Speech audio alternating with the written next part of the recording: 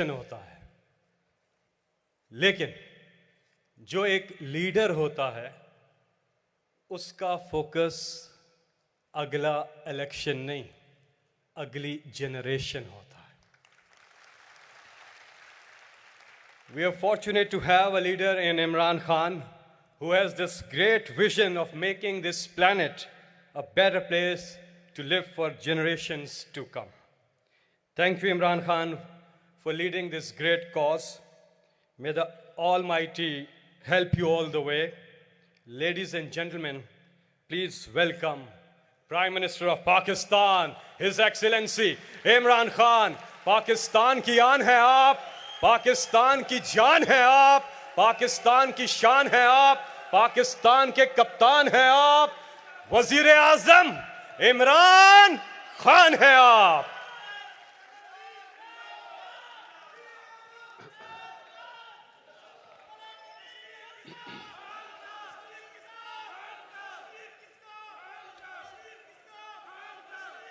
بسم اللہ الرحمن الرحیم، ایاک نعبد و ایاک نستعین۔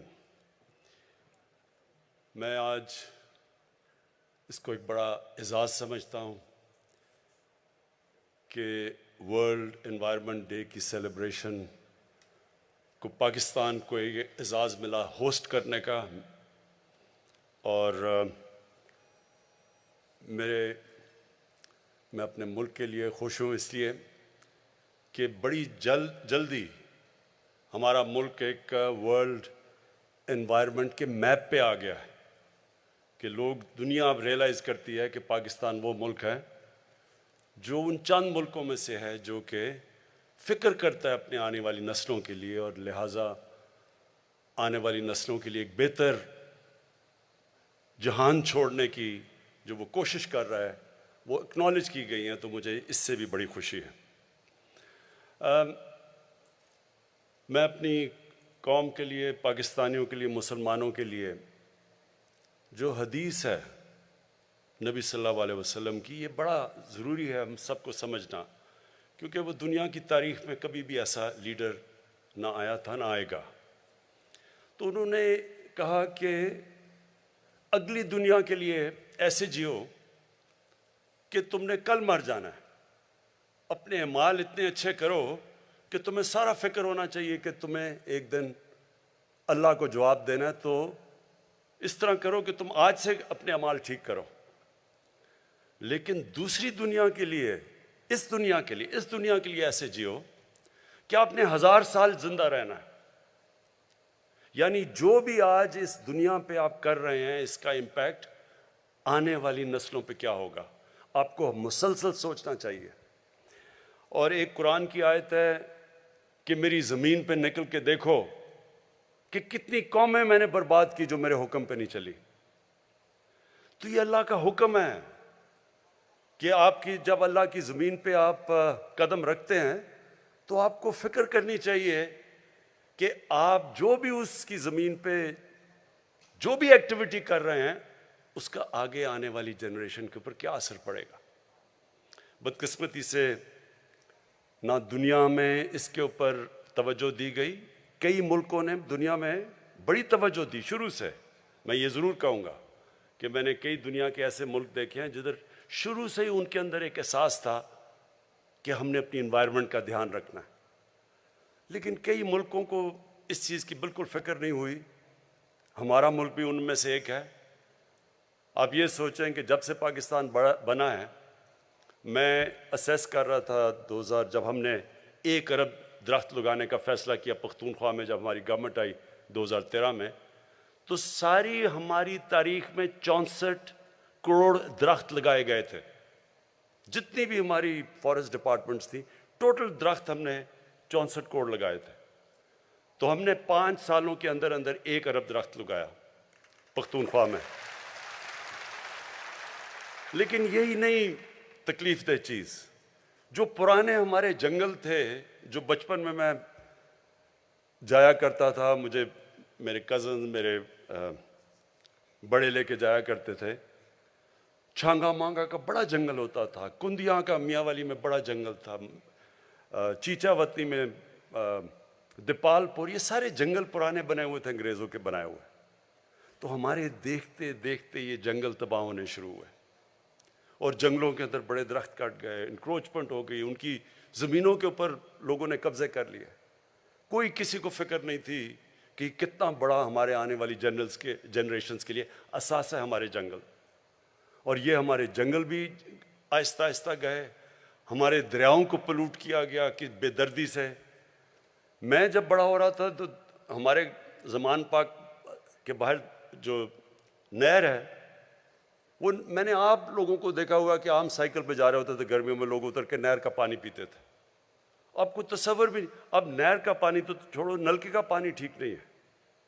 اور جو لاہور تھا سٹی آف گارڈنز، آج اس کے جو پولوشن ریٹس ہیں وہ کدھر سے کدھر پہنچ چکے ہیں، ڈینجر لیول سے کئی اوپر چلے گئے. لیکن یہ بھی ہے کہ اللہ نے ہمیں ہمیشہ موقع دیتا ہے کہ ہم اپنا کورس کریکٹ کر لیں، اپنا راستہ ٹھیک کر لیں. تو یہ دنیا کو ایک موقع ہے. اور یہ جو یونائٹڈ نیشنز کا ecosystem, decade of ecosystem restoration, کہ 10 سال ہم کوشش کریں گے اپنا جو ایکو سسٹم ہے جس میں سب کچھ ہے، ماحولیات ہے، درخت ہیں، سب کچھ ہے، پانی ہے، ہم اس کو ٹھیک کریں. یہ یاد رکھیں کہ اللہ ہمیں ہمیشہ موقع دیتا ہے کیونکہ وہ رحمان اور رحیم ہے، معاف کرنے والا خدا ہے. وہ ہمیشہ آپ کو راستہ دیتا ہے کہ ٹھیک ہے، اپنا راستہ ٹھیک کرو. ہمارے لیے یہ موقع ہے، یہ 10 سال، یہ 10 سال میں دنیا نے اپنا کورس کریکٹ کرنا ہے. جو ایک مقابلہ چل رہا ہے دنیا میں، ایک طرف ہے ہوس، گریڈ، دوسری طرف ہے انسانیت. اس کا بیلنس ہونا چاہیے. جب یہ بیلنس کھو جاتا ہے، جب کنزیومرزم، کنزمپشن، گریڈ اس لیول پہ پہنچ جاتی ہے، اس کا ہمیشہ منفی اثرات انسانیت کو فیس کرنے پڑتے ہیں. یہ جو بھی بورس جانسن نے کہا، وہ جو ویڈیو میں تھوڑی سی آواز کی سمجھ آئی، پتہ نہیں کیا وجہ تھی، لیکن اس نے کیا کہا؟ اس نے بھی یہی بات کی کہ ہم اگر اپنی ماحولیات کا، ایکو سسٹم کا دھیان نہیں رکھیں گے، اس کے اثرات ہیں، انسانیت کو اس کی بڑی بھاری قیمت دینی پڑے گی.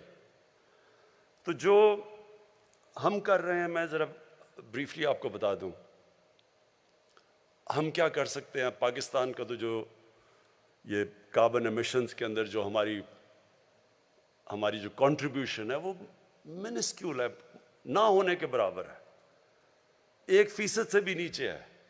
ہماری 22 کروڑ آبادی ہے، لیکن ہماری 1% سے بھی کم کاربن ڈائی آکسائڈ ایمیشنز میں ہمارا رول ہے. اس کے باوجود ہم نے فیصلہ کیا کہ ہم اپنے ملک کے اندر کوشش کریں گے کہ ہم جو بھی ہم کر سکتے ہیں، ہم یہ جو گلوبل وارمنگ ہے جس کے منفی اثرات ہیں، جو سب سے بڑی بات کی جو یونائٹڈ نیشنز کے سیکرٹری جنرل نے کہ پانی کا بہت بڑا ایشو آنے والا ہے دنیا میں. ابھی سے ہمارے صوبے آپس میں کہتے ہیں کہ جی ہمارا پانی چوری ہو گیا، یہ کہتا ہے ہمیں کم پانی مل رہا ہے. تو یہ آگے جا کے اگر ہم اب سے اس کی تیاری نہیں کریں گے، اس کے بہت بڑے برے اثرات آگے جانے لگے ہیں. کئی ہم کنٹرول کر سکتے ہیں، کئی جب تک دنیا اس کے اندر ایکشن نہیں لیتی تو پھر بھی ہم اتنا زیادہ ہماری جتنی بھی ایفرٹ ہے اس کا کم اثر ہوگا. یہ یاد رکھیں کہ جو پاکستان، میں بار بار کہتا ہوں کہ ہمارا 80% پانی دریاؤں میں گلیشیئر سے آتا ہے، اور ہمارے جو گلیشیئرز ہیں یہ متاثر ہو رہے ہیں گلوبل وارمنگ کی وجہ سے. اور اس سے آگے جا کے ہم تو جتنا کریں گے، اور وہ ہمیں کرنا چاہیے، انسان کو اپنی پوری کوشش کرنی چاہیے، پھر اللہ پہ چھوڑ دیں.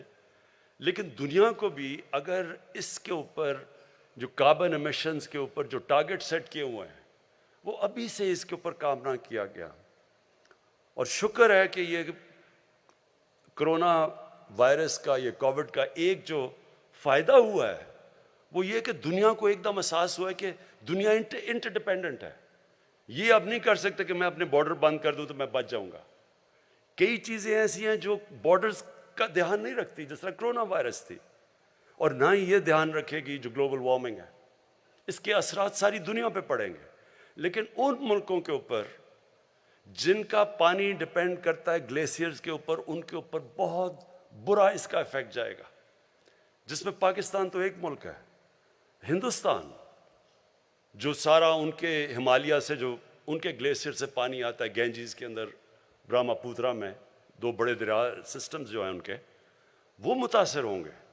لیکن دوسری طرف پہاڑوں کے دوسری طرف کرگستان، ترکمانستان، تاجکستان، پھر نیچے ازبکستان، کیونکہ ان کا بھی ادھر سے پانی آتا ہے گلیشیئر سے، وہ سارا علاقہ متاثر ہوگا اس کے ساتھ۔ ابھی سے جو تاجکستان کے پریزیڈنٹ آئے ہوئے تھے وہ بتا رہے تھے کہ 1000 گلیشیئر ان کے پگھل چکے ہیں۔ تو اس لیے یہ بڑا ایک سیریس ایشو ہے۔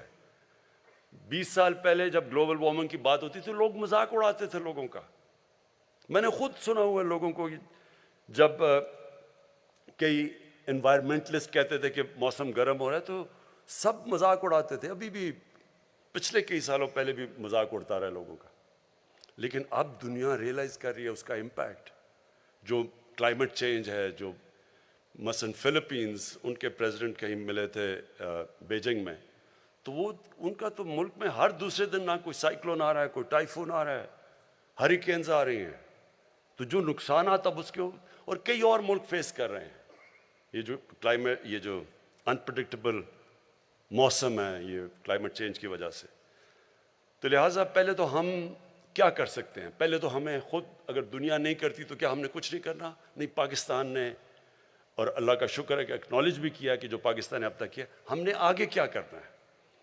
ہم نے اب تک 1 ارب درخت لگائے پختونخوا میں پہلے، اور اس کے لیے میں خاص طور پہ اپنے فارسٹ گارڈ جو یہاں بیٹھے ہوئے ہیں ان کو خراج تحسین پیش کرنا چاہتا ہوں۔ لوگوں کو اس چیز کا اندازہ نہیں کہ جو ٹمبر مافیا جس نے تباہی کی، جس نے کئی ہمارے پختونخوا کے اندر اور ناردرن ایریاز میں جنگلات ختم کر کے رکھ دیے۔ کارا کورم ہائی وے پہ ایک دفعہ میں 25 سال پہلے آ رہا تھا، کوئی 50 سال تک 50 کلومیٹر تک درخت کٹے ہوئے پڑے ہوئے تھے۔ تو یہ ٹمبر مافیا اتنا طاقتور تھا، کوئی پولیٹیشین اسے کچھ نہیں کرتا تھا۔ تو پہلی دفعہ پختونخوا میں ہم نے ان کا مقابلہ کیا اور قربانیاں دیں ہمارے فارسٹ گارڈز نے۔ 10 ہمارے فارسٹ گارڈ شہید ہوئے ان کا مقابلہ کرتے ہوئے۔ آخر میں ہم نے ان کی کمر توڑی اور پختونخوا اس لیے کامیاب ہوا 1 ارب درخت اگانے کے لیے۔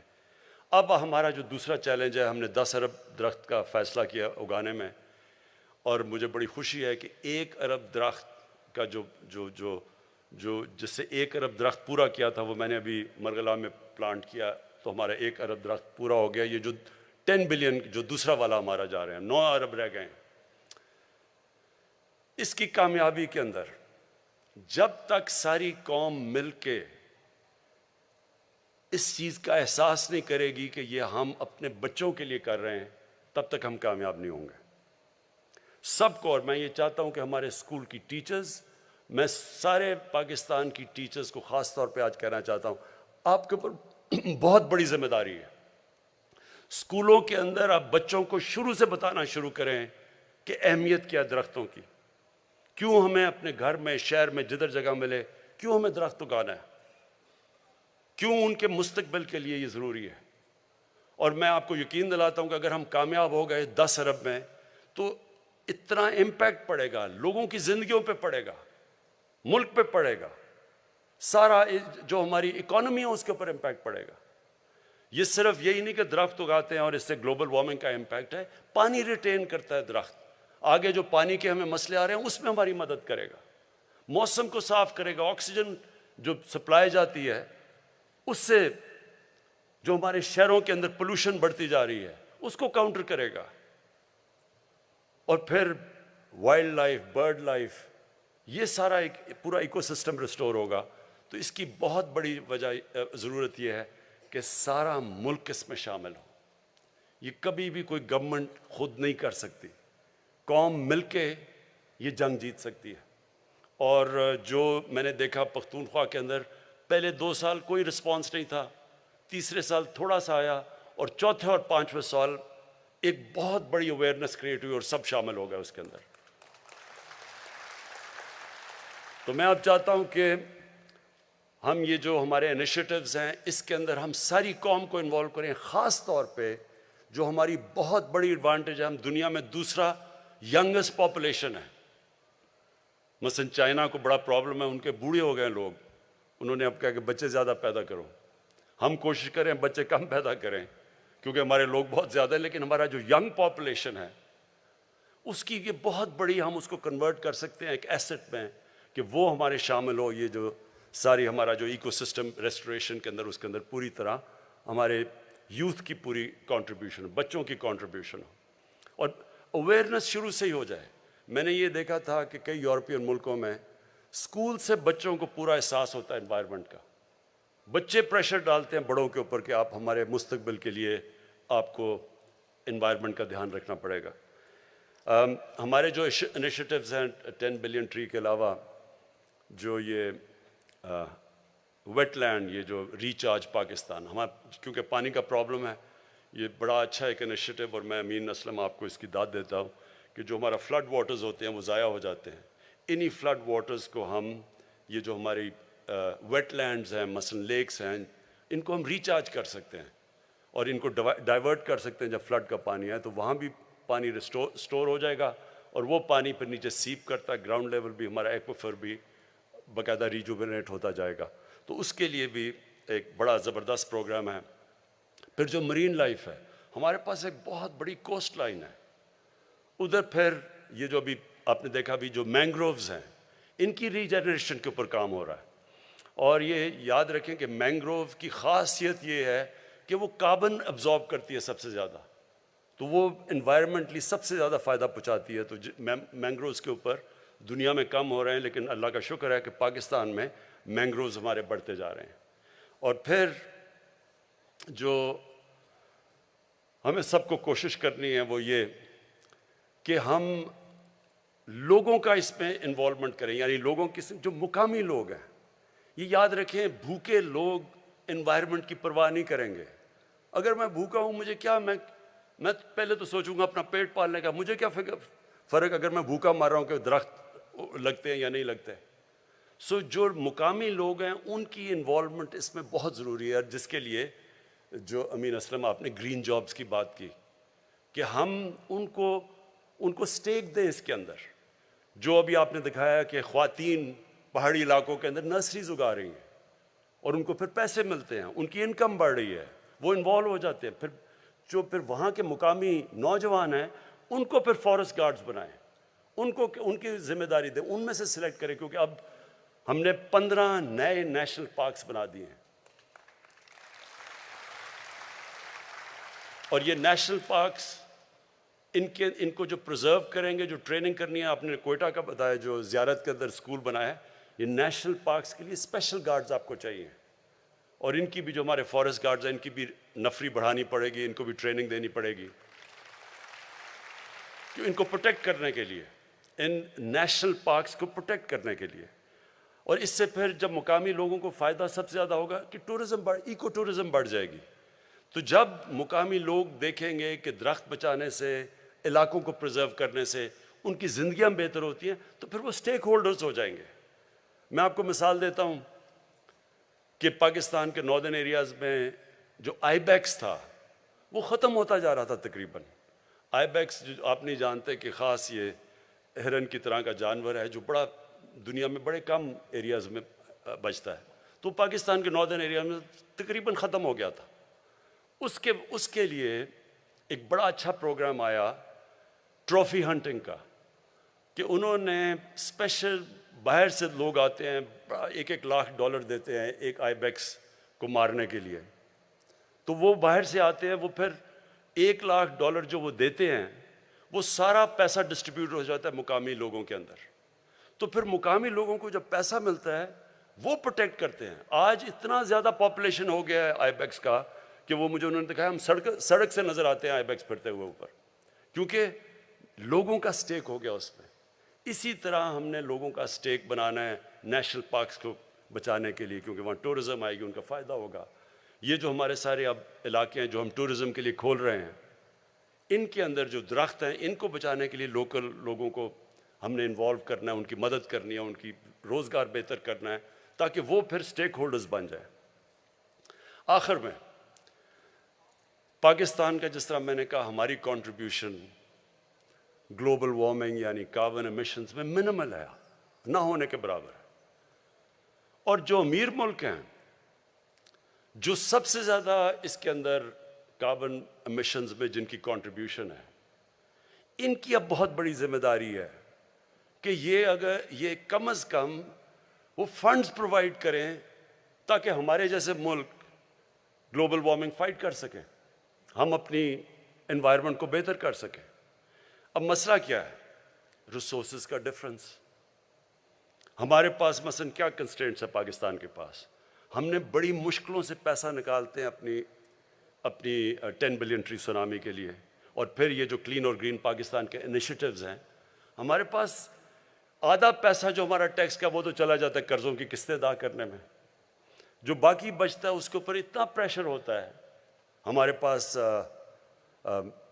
ہیومن ڈیولپمنٹ، تعلیم، لوگوں کی صحت کے لیے، سیکیورٹی کے لیے ہمیں پیسہ چاہیے، ڈیولپمنٹ کے لیے یعنی ویلتھ کریشن کے لیے۔ تو جو پیسہ اصل میں اتنا اس کے اوپر ڈیمانڈ ہے کہ ہمارا جو پیسہ بچتا ہے وہ بہت کم ہوتا ہے۔ ہم بڑی مشکلوں سے پیسہ نکالتے ہیں اپنی انوائرمنٹ کو بچانے کے لیے کیونکہ ڈیمانڈ اتنی زیادہ ہے۔ اب میں آپ کو ریسورسز کا صرف تاکہ آپ کو اندازہ ہو کہ کس طرح کی ریسورس ڈفرینشیل ہے ہمارے اور امیر ملکوں میں۔ کرونا کے اندر ہم نے سب سے زیادہ پاکستان کی تاریخ میں ریلیف دیا لوگوں کو، کیونکہ کرونا کے لاک ڈاؤن کی وجہ سے ساری چیزیں متاثر ہوئی، تو وہ ہم نے اپنی تاریخ میں سب سے زیادہ انسینٹیو دیا، اور وہ مر کے 8 بلین ڈالرز، 8 ارب ڈالر تھا۔ امریکہ نے اپنے لوگوں کو ریلیف دینے کے لیے اب تک 4000 ارب ڈالر خرچ کر چکے۔ تو کدھر 22 کروڑ لوگوں کا 8 ارب ڈالر اور کدھر 33 کروڑ لوگوں کا 4000 ارب ڈالر۔